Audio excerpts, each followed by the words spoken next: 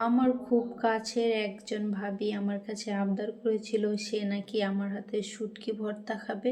তো সেজন্যই হচ্ছে অনেক রকমের শুটকি ভর্তা করে তার জন্য বানিয়ে নিয়ে চলে গেলাম তার বাসায়। হাই এভরিওয়ান, আসসালামু আলাইকুম। আপনারা সবাই কেমন আছেন? আলহামদুলিল্লাহ, আমিও আপনাদের দোয়ায় ও ভালোবাসায় অনেক অনেক ভালো আছি। ভিডিওটা যেহেতু আরও 15 দিনের আগের করা ছিল, তাই ওরকম করে আমার মনে নাই মানে কি কি ভর্তা করেছি।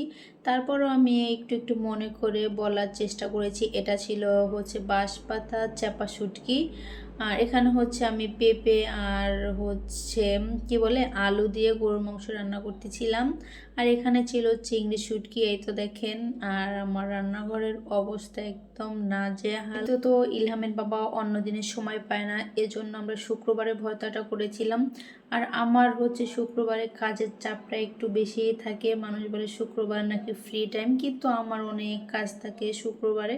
তো যাই হোক, এখানে কিন্তু আমিও একটা শুটকি রান্না করেছিলাম। এটা হচ্ছে কি বলে পুঁটি চাপা, সম্ভবত এটাই হবে নাম। তো ওখানে এটা রান্না করে নিচ্ছিলাম।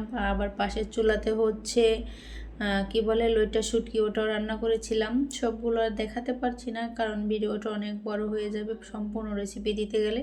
আর আপনারা যদি চান অবশ্যই আমি ফুল রেসিপি দিব। সবগুলো ভর্তায় কিন্তু পাটায় বাটিনি, কারণ কিছু কিছু ভর্তা হচ্ছে এমনি করার মধ্যে রান্না করে নিয়েছি, মানে কাঁচা বেটে। আবার কিছু হচ্ছে ভেজে তারপরে বেটে নিচ্ছি। তো দেখেন যে আমার রান্না বান্না ছালাদ করেছি গরুর মাংস, আর ওখানে হচ্ছে বেগুন দিয়ে চেলা মাছ রান্না করেছি, মানে চেলা শুটকি, ওটাও খেতে অনেক মজা হয়েছিল। আর হচ্ছে 2 রকমের শুটকি, একটা হচ্ছে বাঁশপাতা চাপা শুটকি, আরেকটা হচ্ছে পুঁটি চাপা শুটকি, আর হচ্ছে লইটা শুটকি, ওটাও রান্না করেছিলাম।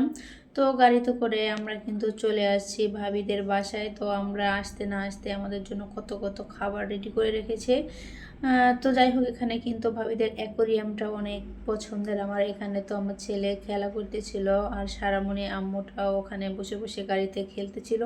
তো ভাবিদের সাথে অনেকক্ষণ গল্প করে সময় কাটিয়ে তারপরে কিন্তু আমরা বাসার উদ্দেশ্যে রওনা দিয়ে দিয়েছি, কারণ বাহিরে কিন্তু এখনো মোটামুটি ভালোই ঠান্ডা পড়েছে। এটা কিন্তু কিছুদিন আগের ভিডিও। আপনারা কিন্তু সামনে আমার আরো সুন্দর সুন্দর ভিডিও দেখতে পাবেন, কারণ আমার বাসায় স্পেশাল মেহমান আসবে। তো ওগুলো সময় পেলে অবশ্যই আপনাদের সাথে শেয়ার করব। যেহেতু বাসায় মেহমান আসলে কাজের ব্যস্ততা একটু বেড়ে যায়, আর নিজের হাতে একা হাতে সব কিছু সামলাতে হয়, এটা তো আপনারা জানেনই। তো আজকে এই পর্যন্তই। সবাই ভালো থাকেন, সুস্থ থাকেন, আমাদের জন্য দোয়া করবেন। আল্লাহ হাফেজ।